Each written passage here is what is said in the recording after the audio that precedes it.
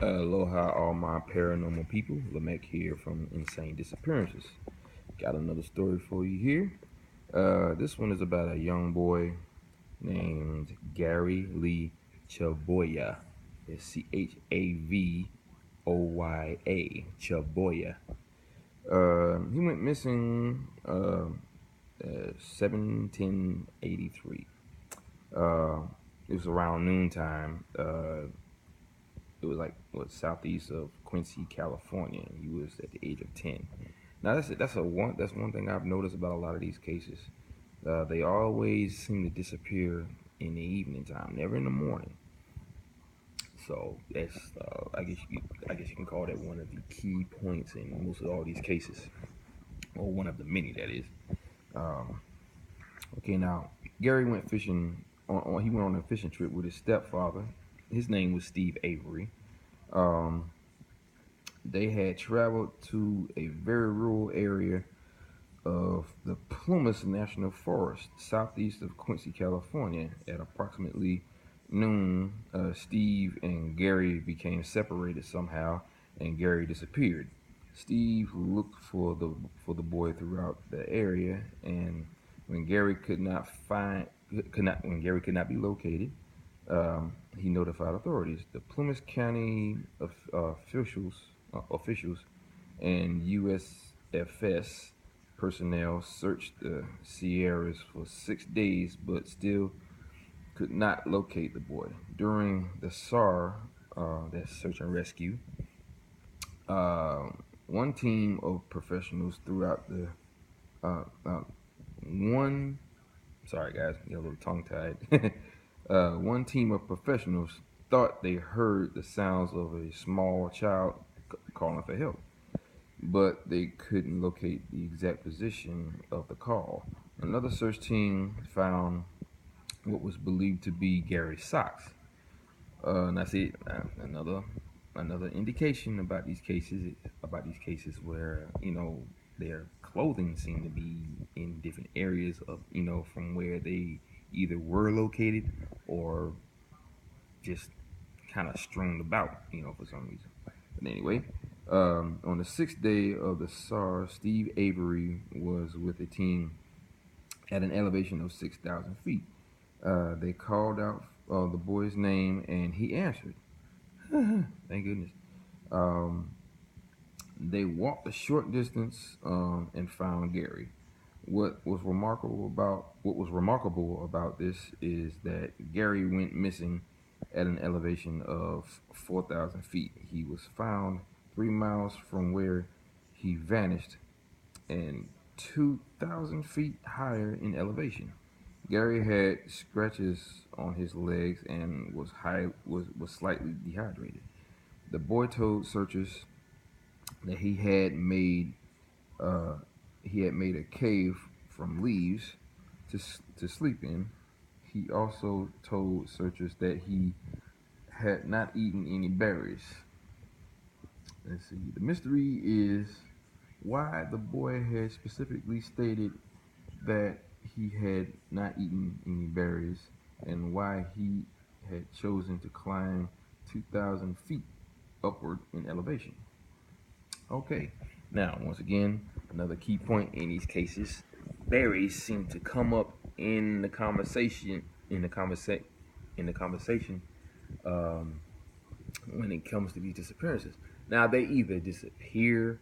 Well, when they disappear, they either picking berries, but that's the first time I heard of them actually eating berries. Unless I bring up the case about a young girl.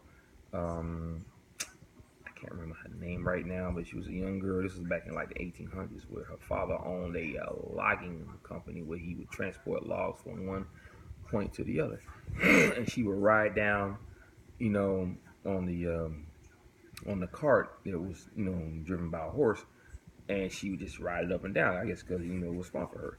And at one point, she disappears, and then she was later found across a river standing on a log. Her father and a hunter happened to see this big, burly looking, hairy thing that was standing next to her. When the hunter and the father located her, and saw this thing near her. This thing abruptly jumps into the river and speeds down, downstream.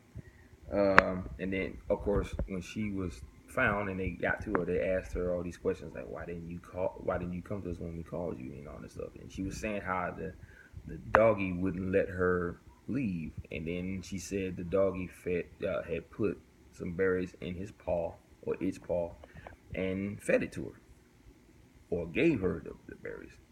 And I was like, okay. And then she said how, and they asked her what happened to her hat.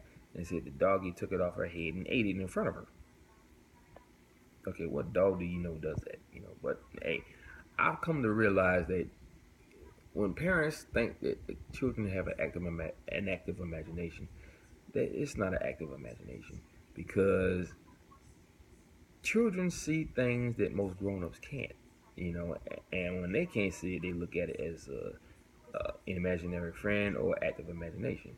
Now, I happen to know for a fact that when children say they have a friend named Bobby or whatever they say is, imaginary friend.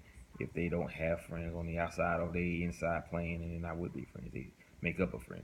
No, that's not it. It's a ghost that they happen to be able to see and you can't. Same thing with all these other creatures. Creatures probably show themselves to these children, or these creatures may be out there, and children normally be the only ones that see them. So when they come back with this incredible story, they think they just made it up. No, that's not true. So that was the story on this young boy. And I see that's another thing. Like I said, with the whole berry thing. And how is it that a child that young, even 10 years old, can get that high up in elevation? We're talking about 4,000 to 6,000 feet. Okay, and why would he keep climbing? Obviously, something brought him up there, and this something scratched up his legs. Why? I don't know. See, that's another thing about these cases. A lot of these things that happen to these people, a lot of the things that happen to these people shouldn't be happening, like scratched up legs. Now, it didn't mention anything about there being a lot of brush in the area. I know they said that the area, uh, um, it was a very rural area. Now, they didn't say anything about there being a lot of thick brush in the area. They just said it was a very rural area. Now, obviously, they, like I said, they were fishing, so there was a lot of trees in the area, and the lake that they were fishing in was probably, encased in a lot of trees. Who knows? But there hasn't been too much information on the case, because, like I said, he disappeared in one area, and he, once again, like all the other cases, he reappeared in another area, thousands of feet away from where he was last seen, and he was high up in elevation. Now, just like the Keith Parkins story, he disappears from his grandparents' home, and was later found 12 miles away. I'm talking 3 mountain ranges, a field, and a fence away from where he was last seen. In the snow, or in a creek bed, barely breathing. Okay, how they could traverse these long distances, I'll never know. So that means whatever is taking these children or these people, they use some type of technology where they can teleport them or transport them to a different location within, I'm pretty sure it's within seconds, but it seems like within hours because of the miles that search team has to, travel to find them. It's lucky that they can actually find them after them being gone for so long, but still, I think that they use some sort of transport system or a teleportation device where they can just transport them from one spot to another. I mean, just think about it. You end up in one spot, you disappear between point A and point B, and then all of a sudden you're found thousands of miles away in an area that you never should have been in the first place. Why would typically the questions that people ask, which is basic questions. Why did you travel that far? What would possess you to travel that far? And why would you don't? I mean, why would you go there? There's nothing out there. Those are the main questions that people ask. But see, they tend to not ask the weird questions, like did you see any UFOs? Did you see any strange creatures? Did you see like a door of light that opened up out of nowhere? These things you will never see because they keep themselves cloaked. Now, an energy vortex, that energy alone cannot be seen by the naked eye unless you see like the waves that they create, from the energy. Um, they just tend to walk into nothing and then come out on the other end, with no memory of what happened. That's another thing about these cases. Every single person either has an incredible story or they can't remember anything. There was a story about a college boy who rode off to go to his dorm and he disappeared somewhere between that. And then he said he doesn't remember anything except for waking up in a field somewhere without his bike. So he had to. I think they said one person said he had to he found a go-kart and rode it back to campus. The other college boy once again disappeared a couple of miles away from where the other guy disappeared at, or was found, or woke up at, and he ended up in the hospital. He was fine, but I think the police had picked him up or something like that. They probably saw him on the side of the road. But these two people, once again, didn't have any memory of what happened to them. And like I said, that's one of the major facts in all these cases. They have no memory of what happened. So whatever this thing is, or whoever these people are, knows how to wipe your memory completely, so that you cannot, and I repeat, cannot reveal who it was that took you or what it was that took you. Now see that's another thing about these cases. The who's and the what's and the things that may abduct these people, are never they're never revealed. Okay, they're never revealed. And that's the biggest part of this entire mystery. Whatever this thing is, or whoever it is very intelligent, okay, or at least intelligent enough to get around our way of thinking, because they know if they do this, they'll never find them. They know if they do that they'll never figure out what it is. And it just leaves more questions. It doesn't have any answers, but it just leaves more questions. Out of everything that's been happening over the past couple of centuries. People just tend to vanish. Just like in these like cases of these ancient civilizations like the Incas and the Mayans. Like there was this Eskimo tribe that just seemingly vanished. They said that everything was there. The pots, the food, everything was still warm, the fire was still going, but the people weren't there. Even the dead relatives of these Eskimos were dug up and were taken. And that's the weirdest thing.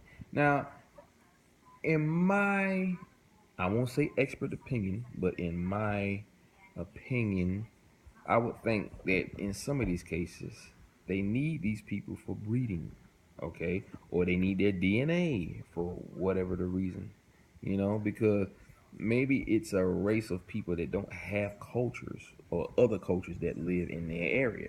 So I'm thinking they need all of these different, people of different races to colonize their world, because they probably only have one race. Maybe it's just a race of white people, or maybe it's just a race of Polynesians, or a race of whatever. Maybe they don't have races on that planet. They just have one specific race, and it may not even a race that we even heard of. It could be like an alien race. And so they use our DNA to create all these different races of aliens. Maybe I don't know, that have human-like backgrounds or human-like DNA that can create.